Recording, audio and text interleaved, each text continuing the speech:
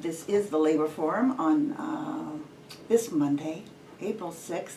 For those of you that tuned in last week and then you didn't hear anything, that's because the power went out in the Little Five Points Community Center building and actually in the whole area.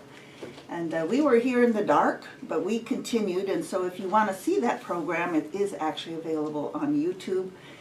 And we want to thank all of you who called and said, where are you, we miss you. And we want to make sure that we always stay on air. So we want to encourage you, of course, to contribute to WRFG to make sure that we don't go off the air of failure to be able to pay our tower rent, but only because Georgia Power had some sort of we don't know what. The opinions that are expressed on the Labor Forum may not necessarily be those of the Board of Directors, staff, or volunteers here at WRFG. So I want to say hello to our co-hosts who are in the studio. Hi, Paul. Hi, Tamika. Hey, Diane. How are you doing? Great. And so again, listeners, you can certainly let your friends know that besides listening on the radio at 89.3 FM, you can listen to us online at WRFG.org, on our mobile app, and then again, those of you who are watching on the YouTube channel, you'll see that we have a full house, and hi Crystal, hi. And she will be with us in a moment when we do the 4:30 segment, but we'll get right to it with labor headlines and labor history, and we're going to have a call, we hope, from Boston. This was a call that also was supposed to take place last week. To give us an update about the Boston school bus drivers. And then we're going to have a really great conversation with 3 low-wage workers here in the metro area who are all involved in the struggle for respect and decent wages on their jobs. This is probably the cutting-edge worker issue right at the moment, and we're looking forward to having that conversation. All right, so here we go. Today's labor headlines. Today's single headline story encompasses international, national, and local news and embodies a matter of great importance to working people's fight for not just fairness and equality, but real liberation. And that is the ability of the state, the government, to take your life in so-called legal ways and in extrajudicial ways. I'm going to talk about the situation today of Mumia Abu-Jamal, probably the best-known political prisoner in the United States and a world-renowned author, journalist, political analyst, commentator, union member, and revolutionary supporter of people's struggles globally. Held on death row in Pennsylvania for 30 years after being found guilty in a trial fraught with legal errors, prosecutorial misconduct, witness intimidation, faulty evidence, and conducted in a racially charged atmosphere, Mumia has always maintained his innocence on charges of killing a white police officer in Philadelphia in 1981. An international movement grounded in the U.S. with literally millions of people demanding his freedom forced the repeal of his death sentence 4 years ago. Since then, Mumia has been moved to the general population at a prison in Frackville, Pennsylvania, where he has continued to write and record his commentaries as well as author another book. The campaign to win his release has continued, as has the efforts by the state and police agencies to muzzle him. Pennsylvania passed a law, the Re-Victimization Relief Act, in the fall of 2014, that strips Mumia and all Pennsylvania prisoners from their right to write, be interviewed, or record their views and opinions about their cases or even what's happening behind the prison walls.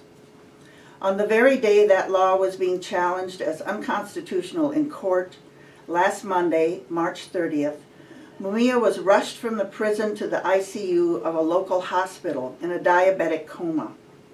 Despite over 3 months of accumulating serious symptoms, the prison medical staff failed to diagnose his condition correctly, although all that is needed is a simple blood test. Over 2 days of treatment in a hospital, his blood sugar level was brought down from close to 800 to the mid-300s, and then he was abruptly returned to prison. During this health emergency, his family, lawyers, and friends were not only denied any information about his condition, they were refused admittance to his hospital room which was secured by 4 guards. It took the calls of thousands of people, press conferences, protests, and other actions to allow his wife and brothers access to him. This arbitrary blockade of visitors continues now that he is back behind prison walls in a medical clinic that has no specialists, no advanced equipment, and where he is still given spaghetti for lunch, despite blood glucose numbers still in the 300s. Supporters are denouncing this as an, quote, execution by medical neglect, close quote, and urge people to call the Governor Tom Wolf, Pennsylvania Department of Corrections Secretary John Wurtzel, among others. Their phone numbers, emails, and fax numbers can be easily found on the internet. This story of medical neglect of prisoners stretches across the globe. No matter the country, whether in the industrialized West or the underdeveloped world, those incarcerated in prisons are not the wealthy polluters, war-mongering weapons manufacturers, corrupt politicians, or exploiters of labor, but the poor worker, peasant farmer, unemployed youth. Governments who refuse to provide decent jobs, housing, education, and health care to the society as a whole certainly don't expend much to the throwaways and marginalized in prison. And to end this segment, it is important to note that this inhumane medical neglect abounds in Georgia prisons and jails. Just last week, the AJC exposed the deaths of 2 women prisoners in 2011 who suffered greatly before dying in hospitals, denied appropriate care by a doctor hired by the State Department of Corrections who had multiple malpractice suits, who, after overseeing cost-cutting measures in the prison medical clinics, got big bonuses. 3 days ago, the Federal Justice Department ruled that Georgia Corrections Department had denied Ashley Diamond, a transgendered prisoner, for 3 years the medically necessary hormone treatments she required, causing physical and mental harm. And on October 13th, I was among many family, friends, and community members who vigiled outside the Fulton County Jail at Rice Street, where Douglas Brown, an Army vet, father, a worker, was found dead in his cell 12 days after being jailed for a child support issue. A diabetic, he didn't have his required medications with him when arrested. His family was given assurance that he would be taken care of. However, they were not even notified when he was taken to the hospital for an emergency stay. The jail authorities said they didn't have to. They only called when Douglas Brown was dead. There are over 2 million people in U.S. prisons, the most in the whole world. Every one of them comes from a family that can number in the dozens or more. In every workplace, school, neighborhood, place of worship, there are people dealing with the uncaring, often brutal realities of prison for their relatives. The labor forum extends our solidarity to them, and we urge your action in protecting the lives of Mumia Abu-Jamal and all those whose health is in the hands of an uncaring state. And that's our labor headline for today. We'll move to Paul McLennan. Thanks, Diane. Today we recognize the anniversary of the assassination of Dr. Martin Luther King on April 4th, 1968 in Memphis, and the legacy of his life, which is still so relevant today. Early in 1968, Dr. King was working to organize a Poor People's Campaign. The campaign's purpose was to address issues of economic inequality, unite people across racial lines, directly challenge the government, and expand and move the civil rights movement forward with a comprehensive agenda. The previous year, Dr. King had come out against the Vietnam War, saying, "The bombs in Vietnam explode at home. They destroy the hopes and possibilities for a decent America." He asserted that a nation that continues year after year to spend more money on military defense than on programs of social uplift is approaching spiritual death. During this same time, sanitation workers in Memphis went on strike. On February 1st, 1968, 2 workers were crushed to death by an unsafe garbage truck. Frustrated by the city government's continued racist treatment of them, the all-black workforce walked off the job on February 12th. The workers were affiliated with the American Federation of State, County, and Municipal Employees, which had been chartered in 1964. They demanded union recognition, better safety standards, and higher wages. The next day, February 13th, the mayor ordered police to use military-grade mace against nonviolent protesters marching to City Hall, and the nation turned its attention to Memphis. Dr. King arrived on March 18th in order to highlight the condition of the working poor and the importance of unions to the struggle for economic justice. My friends, we are living as a people in a literal depression, he said. Now the problem is not only unemployment. Do you know that most of the poor people in our country are working every day, and they are making wages so low that they cannot begin to function in the mainstream of the economic life of our nation? These are facts which must be seen, and it is criminal to have people working on a full-time basis and a full-time job getting part-time income. He told the striking workers, "You are demonstrating that we can stick together. You are demonstrating that we are all tied in a single garment of destiny, and that if one black person suffers, if one black person is down, we are all down." Among the many mostly unsung heroes of the strike were the black women who raised funds, marched, picketed, helped organize support, and worked in the union office. On March 28th, King returned to lead a mass march, during which a 16-year-old protester was shot and killed by police. The mayor declared martial law, but the next day 200 workers continued to protest with their famous signs reading, "I am a man." King felt that if his nonviolent movement for economic justice was to succeed, winning a victory in Memphis was absolutely necessary. So on April 3rd, King came back to Memphis. That night he delivered his "I've Been to the Mountaintop" speech at a church filled with union members and supporters. He was assassinated the next day. In his book, From Civil Rights to Human Rights, Martin Luther King Jr. and the Struggle for Economic Justice, Thomas Jackson says, over the course of his public ministry between the Montgomery bus boycott of 1956 and the Memphis sanitation workers' strike of 1968, Martin Luther King Jr. wove together African American dreams of freedom with global dreams of political and economic equality. King opposed racism, imperialism, poverty, and political disenfranchisement in increasingly radical terms. Often he referred to the American Civil Rights Movement as simply one expression of an international human rights revolution that demanded economic rights to work, income, housing, and security. Dreams of economic justice had long been central to the black freedom struggle and to King's social gospel vision, Jackson continues.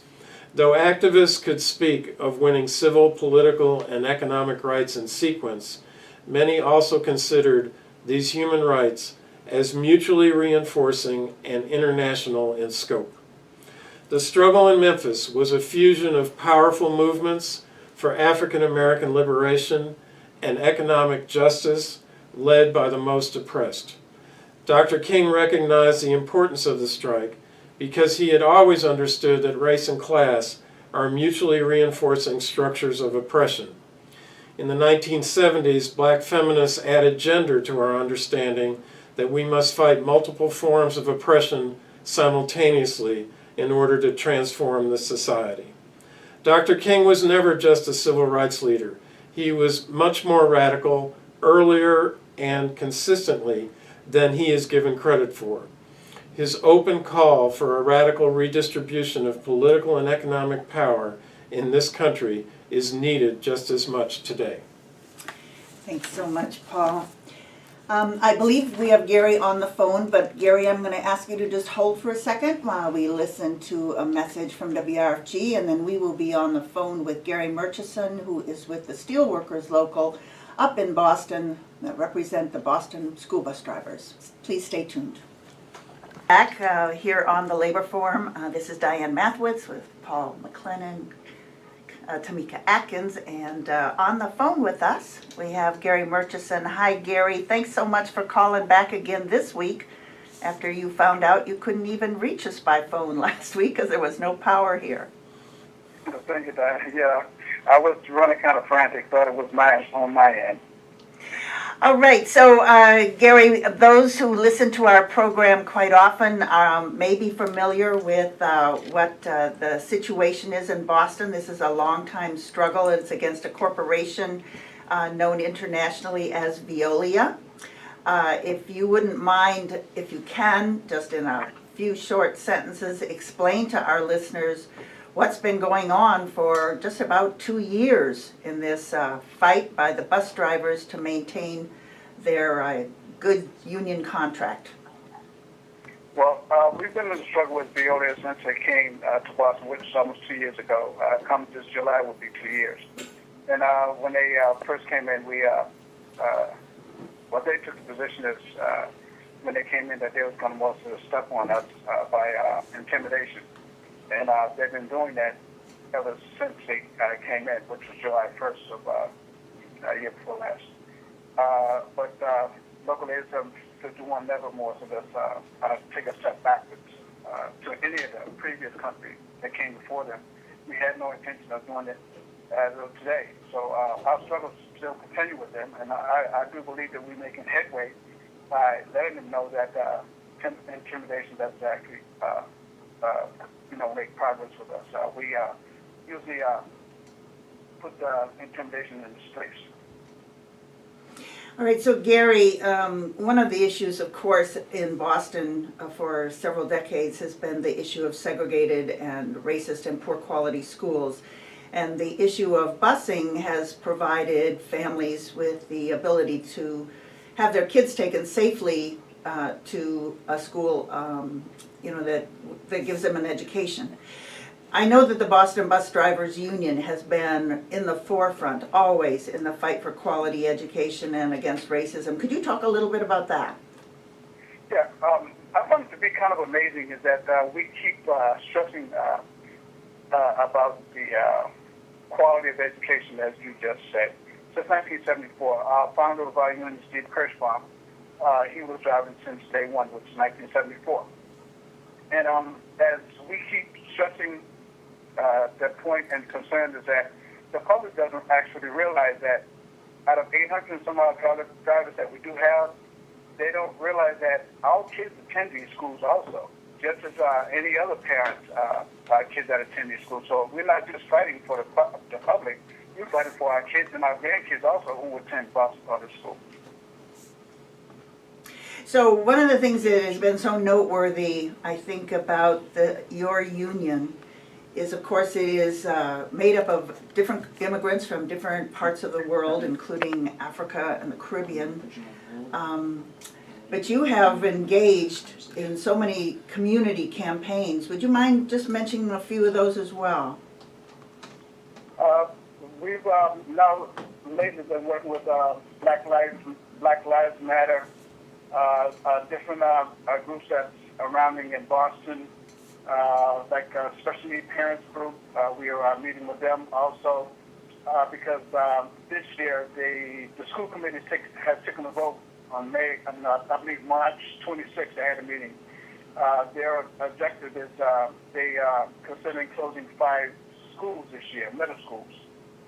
And we're trying to meet with different groups to attack the school committee, the urgency of keeping these schools open because who's going to be affected is going to be the Black community, Hispanic communities, and different organizations also working with us also to keep this movement going forward by keeping these schools open.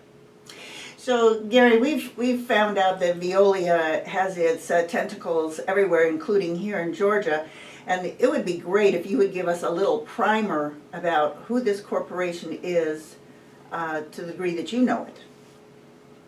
Well, Veolia has always been about profit. I mean, we knew nothing of Veolia before they came to Boston. We knew nothing of them.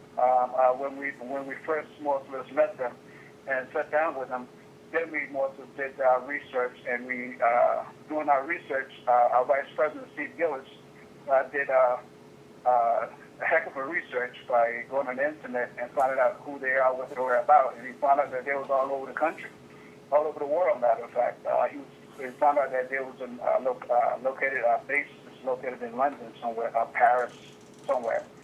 And from there, when we met with them, we knew what their main goal was. And their main goal was that whoever they deal with, whether it was here in Boston or Atlanta, Georgia, or any place else, their main objective is to intimidate people to more to take cutbacks and more to march to their tune. And marching to their tune is that they take your contract and they were told to ignore your contract and try to justify to the community that they're not. But meanwhile, while we were dealing with it, they was ignoring our contract and violating the contract. So we filed unfair labor practice against the company, and that's been over a year now when the government shut down. So that's when we started going back to the labor board by trying to get the unfair labor practice rule. We had about 18 charges against them at the time. And they still haven't, they tried to stop now because we've been pushing the issue so hard. So they're trying to more for us now, cut down on some of the charges that we filed against them. So that's where we are as of today. So Gary, one of the most shocking things that I think I'd ever heard was that they actually brought felony charges against Steve Gillis, as you said, the founder of the union and one of the staunchest activists in the Boston area, on these kind of really phony, trumped up charges as a way, as just what you said, to try to intimidate people. And he actually was facing jail. But just a couple of weeks ago, again, because of the amazing organizing you all do, he was acquitted by a jury in less than 10 minutes. You want to talk about the impact of that on the morale of not just the bus drivers, but really everybody who's fighting against, the possibility. They always raise this to you all the time. Whenever you try to do right and fight for yourself, it's always, well, you could go to jail. Could you talk about that a little bit, about how that didn't seem to scare you all? Well, that's what I was speaking of earlier, is that their motive is to intimidate you. And what I mean by intimidating people is that they want you to be intimidated so that you actually don't buck them in any way. You don't stand your ground. You don't more or less talk back to them, question them. In a sense that you don't question them. Otherwise, you will be terminated. You would be suspended. Any other things that they can come up to make sure that you don't actually stand up to them. So, like when Steve Kirschbaum, there was Steve Kirschbaum who went to court. Steve Gillis is our vice president, but Steve Kirschbaum is the founder. But when Steve Kirschbaum went to court, every court date that we had the courtroom, but just the courtroom filled at least 250 the first date that he showed up. Thereafter that, we start getting our momentum build up, and the third or the fourth date that we had, courtroom was had over at least 300 people every time we showed up in the courtroom. So we had people that came from Washington, D.C., we had people that came from Chicago, we had people that came from New York. One came from California. So doing our campaign, we mostly reach out to everybody and anyone. That's what we do. We don't just mostly deal with issues right here in Boston. We deal with issues around the country, any state that's in the United States.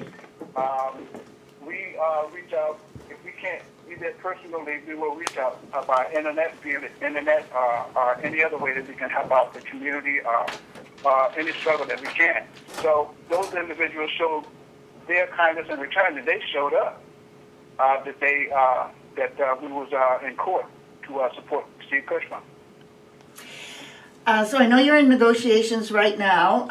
If there are folks out there that want to know a little bit more about this fighting union up in Boston, and not just the issues of education in Boston with the school bus drivers and the children, but all the other issues that you're engaged in. Is there a website or a Facebook, or how would you suggest people get in touch with you? They can get in touch with us by just going on schoolbusdriversfive.org. They can also contact us through that. You can contact either one of us by via phone number. And, well, I can't give the phone number because we don't have access to that phone right now. But they can get in touch with us through that website. And Gary, you're one of the people who got fired. And there's a demand that these leaders who've been leaders of this union for a number of years get hired back. Are you looking forward to getting back on and being a bus driver and getting your job back?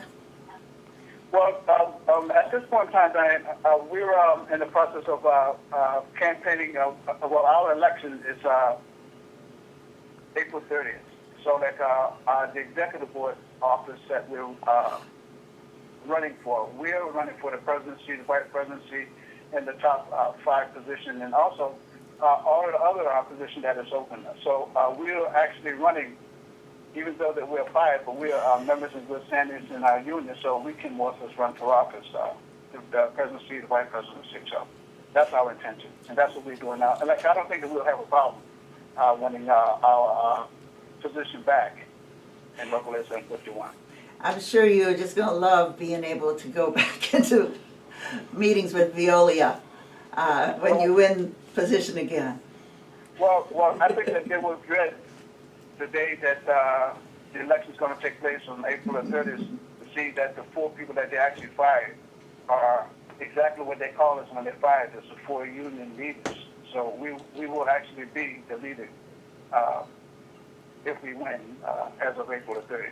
Thank you so much, Gary, for calling in again. And we'll look forward to hearing from you after the union election. All right, I appreciate that. Thank you. Bye-bye.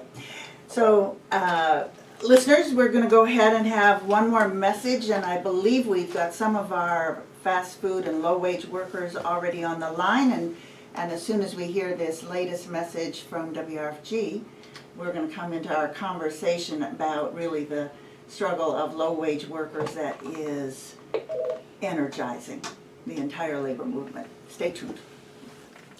We're back. You are tuned into the Labor Forum here on WRFG 89.3 FM with 3 co-hosts, Diane Mathowitz, retired auto worker, Paul McLennan, MARTA worker, Tamika Atkins, Domestic Workers Alliance.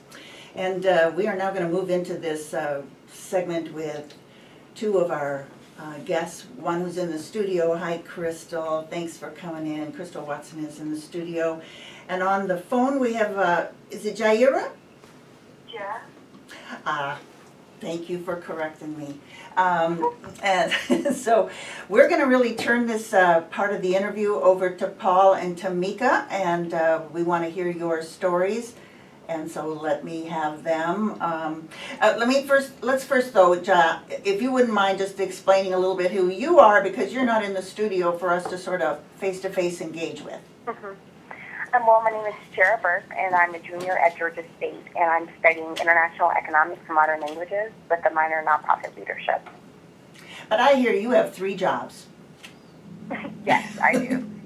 And there are a lot of other people like me out there, because now we see more and more we have such a discrepancy between the pebbles that we're getting fed from these companies and then these soaring profits that all of the CEOs and top executives are receiving. Thank you. John, can you share a little bit with us? What are the 3 jobs you're doing right now while being an amazing student? Well, I work at Opera Nightclub. I'm a server. I also work for a nonprofit, Georgia Close-Up, which focuses on youth and civic engagement, especially educating young people regarding their rights in the entire political process. And I also work for another nonprofit as well. Wow. Where do you find the time to balance school and work? Well, that's the thing. It's hard. It's extremely hard for me because I'm working well over 40 hours a week in between everything else that I do. And it's hard for me sometimes. I have to decide, well, am I going to not go to work today so I can study for my exams I have? Or am I going to miss out on studying so I can provide for myself now? Because I don't have all of that support that we like to think college students always have. Now we have a new breed of college students, especially at Georgia State. I know plenty of people who work multiple jobs just like I do and who provide for themselves and don't have any real financial support coming from their parents or their families. So it's more common that we see this now than normal, or that we did in the past. I know plenty of people who've had to drop out of school because they can't afford to work to provide for themselves at the same time of trying to take classes.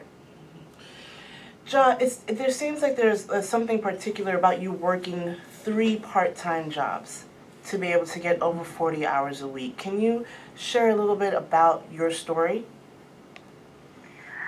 I think my story is it's a story that most people experience.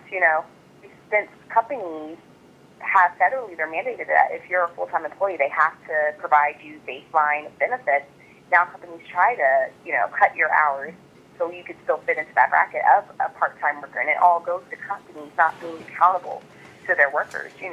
When you have companies like McDonald's who are profiting $5.6 billion a year, but they refuse to pay anybody above the minimum wage, or anything realistically that's feasible and sustainable for a person with a life. Because now we see the minimum wage worker is not a college student or a high school student getting weekend money. It's a person, the average minimum wage worker is actually 35 years old. So it's a whole different dynamic we see now. So in order for you to get somewhere close to a full-time salary, you're forced to work 3 separate jobs. Yes, and not only that, because working full-time, and that's our entire argument, and this is just, let me play a numbers game with you all really quick to just kind of throw out the numbers. If, let's say I work at McDonald's and make $7.25 an hour. If I work 40 hours a week, that's $290 a week, and that's literally less than $1,500 a year working full-time. $15,000. Before taxes. $15,000. Yeah.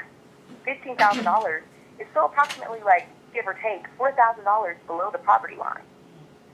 So you have people, which 4.8 million are working mothers, 7.4 million minimum wage workers have children. So by companies saying we refuse to pay you more, not only are you saying we refuse to pay you more, but you're also saying that we're okay with child malnutrition, with child starvation, the families not being able to provide for their needs, for their kids.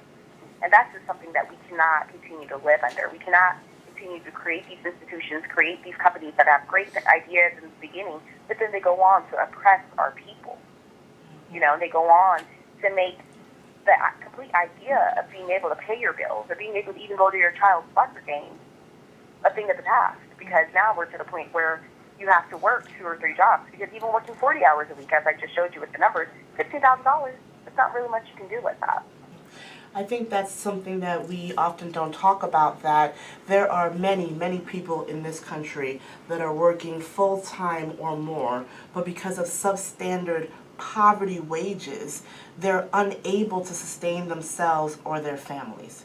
So what I want to do right now is actually want to switch into the studio and talk to Crystal. Hi Crystal, how are you doing? Tamika, I'm great. How are you? I'm good. So can you share a little bit about your story? Yeah, I'm just sitting here listening to your conversation with Jai, and I'm like, I can relate to all of that. I am a recent Georgia State grad myself, and I have 3 daughters, and I am in that age range where she's saying that people make minimum wage, and I have a college degree. And working 40 hours plus a week, you miss out on a lot. With my job, I have a schedule where I go in 4 days a week. 10 to 8 is my schedule on paper.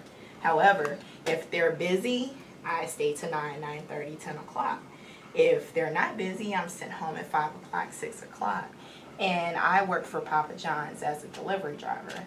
And they do pay you a base amount, like they pay you minimum wage as long as you're in the store actually like waiting on your order, or you're washing dishes or folding boxes or something like that. But the moment you clock out your order to deliver, you drop down $3 to $4.25. And a lot of times, you're out on a delivery, you might have 1 delivery, you might have 2. And you're out of the store a minimum anywhere from 10 to 15 minutes, but it can be an hour that you're out on a drive. And mind you, you're making $4.25. as long as you're out on the road. And people don't understand, as a Papa John's delivery driver or Domino's delivery driver, we live off of tips. And basically, if there's no tips, we are making $4.25 an hour, minus the gas, minus the maintenance on your vehicle. Just it's a ton of things that calculate into you making a living wage. Like, you can't survive if you're not making tips. So I want to pull out something you just said, right? Because I don't want this to get lost. So not only are you making $4.25 when you're on the road, you said your gas and your vehicle. Yes. What does that mean? That means that we use our own vehicles. Some people are actually leasing their vehicles. Some people are paying car payments. Some people have their cars flat out. But we pay for oil changes. If the battery goes out, if there's an accident, you know, they don't pay the deductible if it's our fault. A lot of times they tell us don't even let our insurance know that we are Papa John's drivers if there is a case of an accident. And it's just a lot of little I guess loopholes or whatever that makes them less responsible for things. They tell us that they're paying us mileage for our vehicles, and supposedly that's supposed to go towards gas, but So really, right, if we want to talk about this in a real way, you're making less than $4.25 an hour Yeah. because gas costs money and vehicle maintenance costs money, and that's coming out of your pocket. So you're almost paying them to work those hours that you're not in the Papa John's. exactly. So I want to talk a little bit about what does it mean to make $15 an hour. To make $15 an hour, which is what I made prior to going back to school actually, I was basically able to provide for my family. I was able to work normal hours. I could work 9 in the morning or 8 in the morning to 5 o'clock in the afternoon. Once I was off in the evening, I had that family time. I was able to take off when my child was sick because I had sick pay. I was able to take personal days off if my children had activities because I had personal time off. Just those benefits that usually you don't have when you're working minimum wage. Just the benefits alone. John, can I ask you, same for you, what's the vision you see? What does it mean to be able to earn $15 an hour, a living wage? What it means to me, I feel like this is kind of the foundation for a lot of social ills to be cleaned up. We go canvassing, try to garner community support. And one of the first questions that I ask people when I meet them and try to talk to them about this entire situation, I say, how do you think your community will be improved if people made higher wages, if they made a livable wage, whatever you deem that? And people say, wow, well, if I'm not debating between having to pay my bills or feed my children, then I can go to their school and see how's their teachers treating them. Is there bullying going on, which is a huge issue we have going on, things like that. So it's not only does it help you, of course, support your family, pay for your family, but it also helps you support small businesses. Mm-hmm. It helps you, it creates a plethora of economic activity in general. So from a social dynamic, it's important because it helps us, it equips people with the time and that luxury to be able to go to attend to their actual life. People work to live. We're not supposed to live to work. And we see that people are having that robbed from them. So if somebody has a livable wage, then they're more empowered to go see, hey, why are the police officers shooting unarmed children? Or why is my child being bullied in school? They have more time to make others accountable for things that go on in our societies that oftentimes go on unacknowledged and go on without anybody doing anything about it because everybody's just trying to make ends meet. So that for me is really important, just to see how our communities will grow and become even better through people having more resources and having, assets and things of that nature, being able to buy a house. So I feel like it's definitely very, very important, and it could improve all of our lives directly because even a lot of people say, they think the minimum wage battle doesn't directly impact them, but I liked what this other woman just said, that she has a college degree. We like to think it's only fast food workers, but we have child care workers. We have people who work in airports also who aren't being paid these fair labors. And a lot of people, these fair wages, and a lot of people like to think that, oh, it's not skilled labor. But when you look into it in actuality, what's working more hard, being the CEO of McDonald's where you can order people around and have vacation time, or being a fry cook, having to get burnt by hot oil, having your supervisor telling you to put, mustard on it, standing on your feet all day. That to me is a little bit more taxing physically and emotionally. And especially too, people are expecting you to produce this food in a fast pace, almost unrealistically, because now in our generation we're so used to having fast and instantaneous service. So that's a lot of requirements. Not to mention you're probably going to have to clean up your, fry the fryer or something, and clean up when you close, things of that nature, and then smile at whoever may come to the counter and things of that nature. We expect all these things from these people. We expect them to give us other extra napkins. We expect them to give us ketchup packets for free. God forbid if they ask us to pay for them. I mean, Ultimately, it's work. That's what I'm hearing. It's work. It's real work. And Exactly. real work deserves real pay. Exactly. The question I have, or what I'm learning from this is, and it reminds me of the history that we talked about with the sanitation workers so many years ago, is that this isn't just a fight about money. It's a fight about dignity and respect and the right of people to have, the human right of people to spend time with their children and have a life outside of work. That's correct. Exactly. And I was gonna add one. Go ahead. I was gonna add one thing to that. Like, if the minimum wage went up to $15 an hour, like, we wouldn't have to depend on tips. Like, we can just go to work and we wouldn't have a worry. We'd be like, okay, we can go to work every day and we know this is how much we're gonna have, period. We don't have to worry about whether or not someone's having a bad day or if they don't understand the need for tips. We can just go ahead and say, hey, we're here from this time to this time. If we have to work over, that's fine. And it's less stress. If I can jump in, I want to ask a question of both of you, because this movement of low-wage workers is relatively new, but it has grown like wildfire. And I think that's because there's so many people that are impacted by it, and it offers hope. I want to ask both of you, in the recent couple of weeks and months, in fact, just last week, McDonald's said it was going to give a McRaise. And we want to really keep calling it that, a McRaise, because it was so piddly, it was almost insulting.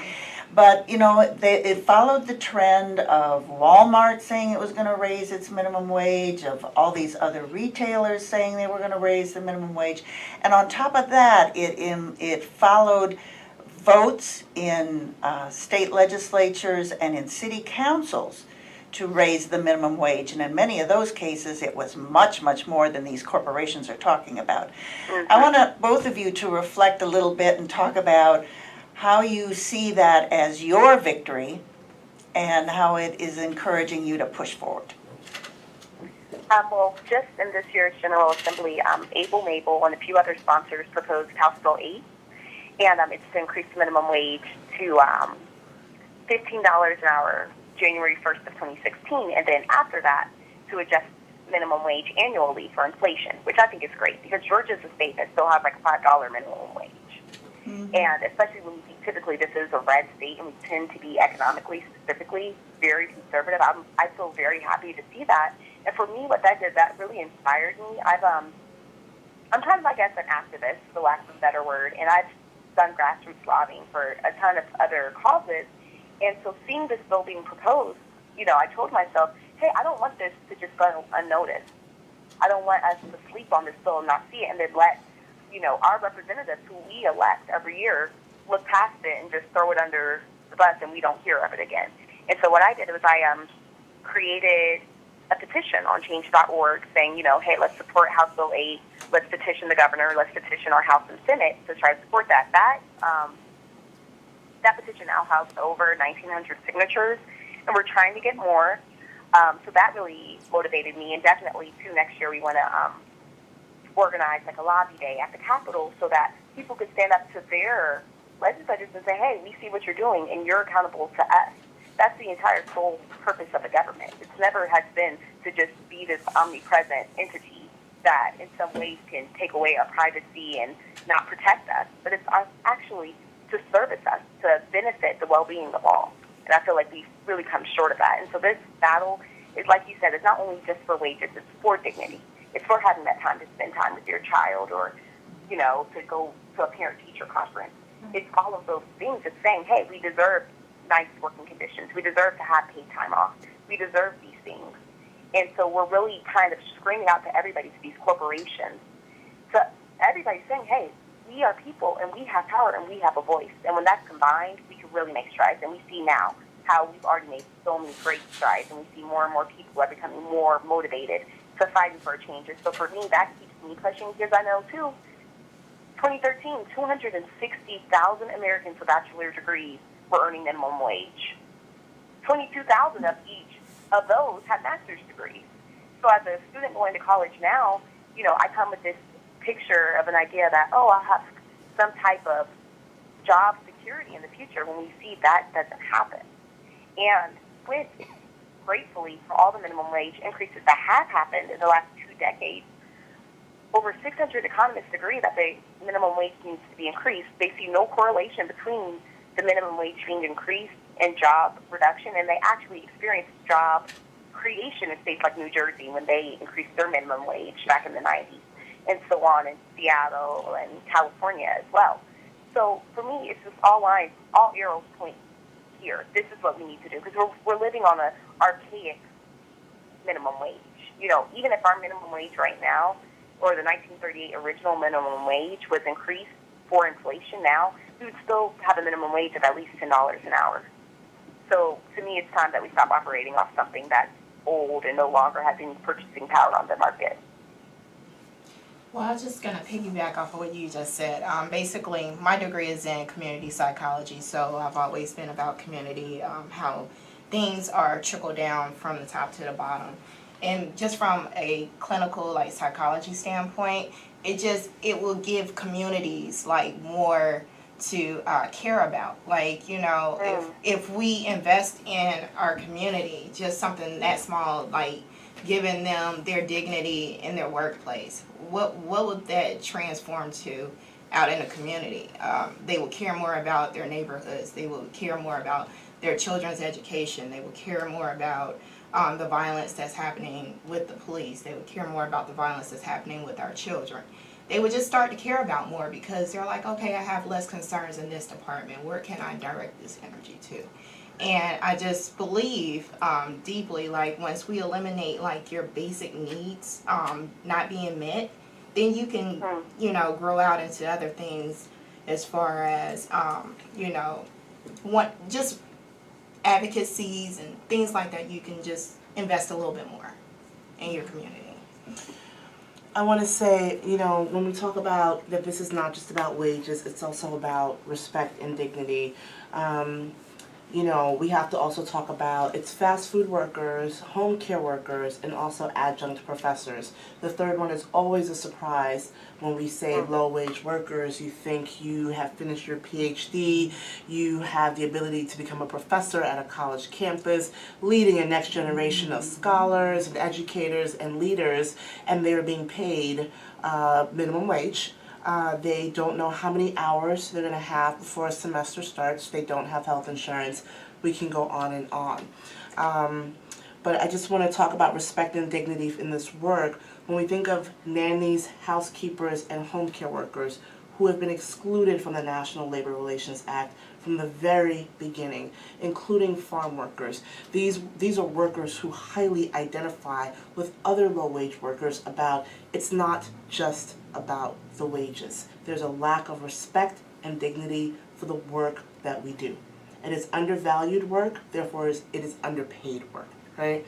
And how do we begin to see the value, right? You know, Ja talked about the money, the sheer money that workers bring in for companies. There is value in their work. We need to see it recognized so workers can also sustain their family. So we're getting a little close on time, and so we've talked a little bit about, Ja and Crystal, your individual stories as low-wage workers. We talked about your vision, right, for workers in this country. We talked a little bit about this movement that's happening right now, this movement that has caught fire across the country. We're seeing the results. We see a half-step result with the MIC raise, which we are not going to settle for. $1 an hour for about 90,000 workers is not what we're looking for.